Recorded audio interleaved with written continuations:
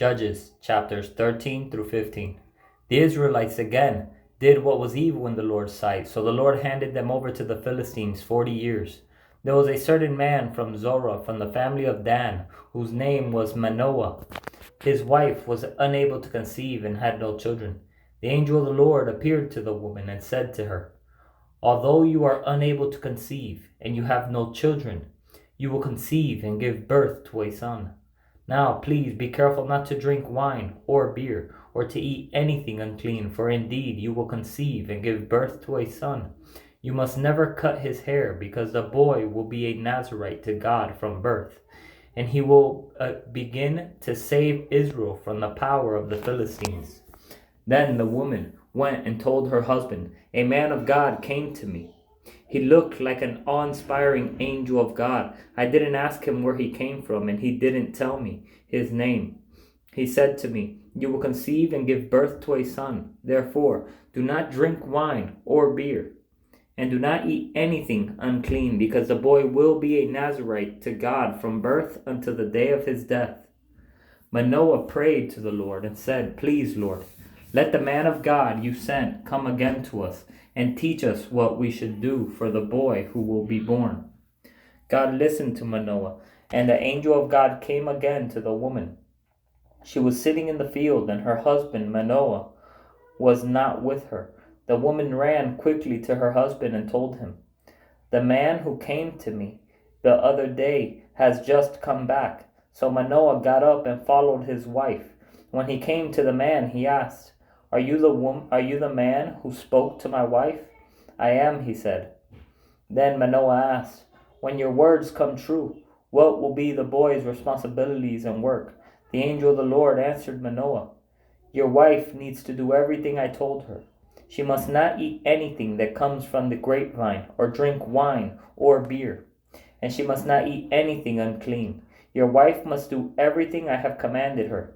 Please stay here,' Manoah told him, 'and we will prepare a young goat for you.' The angel of the Lord said to him, 'If I stay, I won't eat your food. But if I want to prepare a burnt offering, offer it to the Lord.' Manoah did not know he was the angel of the Lord.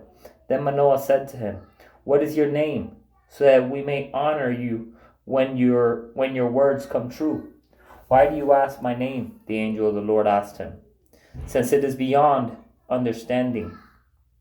Manoah took a young goat and grain offering and offered them on a rock to the Lord, who did something miraculous. While Manoah and his wife were watching, when the flame went up from the altar to the sky, the angel of the Lord went up in its flame. When Manoah and his wife saw this, they fell face down on the ground. The angel of the Lord did not appear again to Manoah and his wife. Then Manoah realized that it was the angel of the Lord. 'We're certainly going to die,' he said to his wife, 'because we have seen God.' That wasn't an ordinary angel, guys.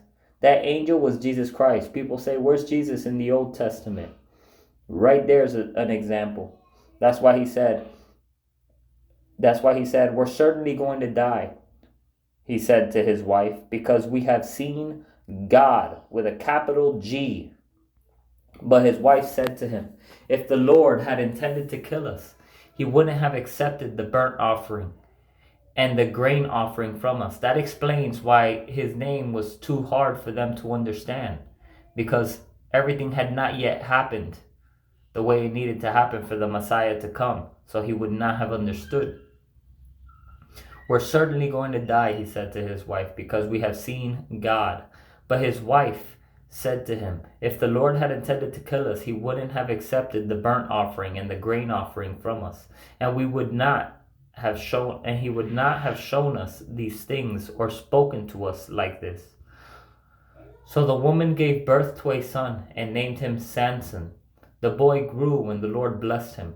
Then the Spirit of the Lord began to stir him in the camp of Dan between Zorah and Ethtaol. Samson went down to Timnah and saw a young Philistine woman there. He went back and told his father and his mother, 'I have seen a young Philistine woman in Timnah. Now get her for me as a wife.' But his father and mother said to him, Can't you find a young woman among your relatives or among any of our people? Must you go to the uncircumcised Philistines for a wife?" But Samson told his father, "Get her for me. She's the right one for me." Now his father and mother did not know this was the Lord who wanted the Philistines to provide an opportunity for a confrontation. At that time the Philistines were ruling Israel. Samson went down to Timnah with his father and mother, and came to the vineyards of Timnah. Suddenly a young lion came, roaring at him. The Spirit of the Lord came powerfully on him, and he tore the lion apart with his bare hands, as he might have torn a young goat. But he did not tell his father or mother what he had done. Then he went and spoke to the woman, because she seemed right to him, to Samson. After some time, when he returned to marry her, he left the road to see the lion's carcass, and there was a swarm of bees with honey in the carcass. He scooped some honey into his hands and ate it as he went along. When he came to his father and mother, he gave some to them, and they ate it. But he did not tell them that he had scooped the honey from the lion's carcass. His father went to visit the woman, and Samson prepared a feast there, as young men were accustomed to do. We are not to desire the sweet things of the defiled, guys. Whatever is defiled, no matter how sweet it sounds, even as sweet as honey, though it's sweet to the mouth, is poison inside. We are not to desire those things, but instead desire the things above, the things from heaven, guys. All right.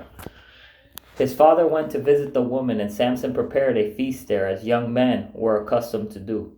When the Philistines saw him, they brought 30 men to accompany him. "Let me tell you a riddle," Samson said to them. "If you can explain it to me during the 7 days of the feast and figure it out, I will give you 30 linen garments and 30 changes of clothes. But if you can't explain it to me, you must give me 30 linen garments and 30 changes of clothes." "Tell us your riddle," they replied. "Let's hear it." So he said to them, "Out of the eater came something to eat, and out of the strong came something sweet."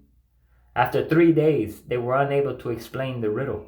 On the 4th day, they said to Samson's wife, "Persuade your husband to explain the riddle to us, or we will burn you and your father's family to death. Did you invite us here to rob us?" So Samson's wife came to him, weeping, and said, "You hate me and don't love me. You told my people the riddle, but haven't explained it to me." "Look," he said, "I haven't even explained it to my father or mother, so why should I explain it to you?" She wept the whole 7 days of the feast, and at last, on the 7th day, he explained it to her, because she had nagged him so much. Then she explained it to her people. This is exactly what the enemy does, guys. His persistence. He'll continue in your ear, continue until you fall back in sin. That's why sin is not to dwell on, and it's not to bring us back to it. But when the devil reminds us of sin, remember, God allowed it to be so. When the devil reminds us of that, as God has allowed him to do, it is to remember what God has done for us so that he could get the glory of it. On the 7th day before sunset, the men of the city said to him, "What is sweeter than honey? What is stronger than a lion?" So he said to them, If you hadn't plowed with my young cow, you wouldn't know my riddle now." The Spirit of the Lord came powerfully on him, and he went down to Ashkelon and killed 30 of their men. He stripped them and gave their clothes to those who had explained the riddle. In a rage, Samson returned to his father's house, and his wife was given to one of the men who had accompanied him. Later on, during the wheat harvest, Samson took a young goat as a gift and visited his wife. "I want to go to my wife in her room," he said, but her father would not let him enter. "I was sure you hated her," her father said, "so I gave her to one of the men who accompanied you. Isn't her younger sister more beautiful than she is? Why not take her instead?" Samson said to them, "This time I will be blameless when I harm the Philistines." So he went out and caught 300 foxes. He took torches, turned the fox's tail to tail, and put a torch between each pair of tails. Then he ignited the torches and released the foxes into the standing grain of the Philistines. He burned the piles of grain and the standing grain, as well as the vineyards and olive groves. Then the Philistines asked, "Who did this?" They were told, "It was Samson, the Timnite's son-in-law, because he took Samson's wife and gave her to his companion." So the Philistines went to her and her father and burned them to death. Then Samson told them, "Because you did this, I swear that I won't rest until I have taken vengeance on you." He tore them limb from limb, and then went down and stayed in the cave at the rock of Etam. The Philistines went up, camped in Judah, and raided Lehi. So the men of Judah said, "Why have you attacked us?" They replied, "We have come to tie Samson up and pay him back for what he did to us." Then 3,000 men of Judah went to the cave at the rock of Etam, and they asked Samson, "Don't you realize that the Philistines rule us? What have you done to us?" "I have done to them what they did to me," he answered. They said to him, "We've come to tie you up and hand you over to the Philistines." Then Samson told them, "Swear to me that you yourselves won't kill me." "No," they said, "we won't kill you, but we will tie you up securely and hand you over to them." So they tied him up with 2 new ropes and led him away from the rock. Then he came to Lehi. The Philistines came to meet him, shouting. The Spirit of the Lord came powerfully on him, and the ropes that were on his arms and wrists became like burnt flax and fell off. He found a fresh jawbone of a donkey, reached out his hand, took it, and killed 1,000 men with it. Then Samson said, "With the jawbone of a donkey, I have piled them in heaps. With the jawbone of a donkey, I have killed 1,000 men." When he finished speaking, he threw away the jawbone and named that place Jawbone Hill. He became very thirsty and called out to the Lord, "You have accomplished this great victory through your servant. Must I now die of thirst and fall into the hands of the uncircumcised?" So God split a hollow place in the ground at Lehi, and water came out of it. After Samson drank, his strength returned, and he revived. That is why he named it Hakor Spring, which is still in Lehi today. And he judged Israel 20 years in the days of the Philistines.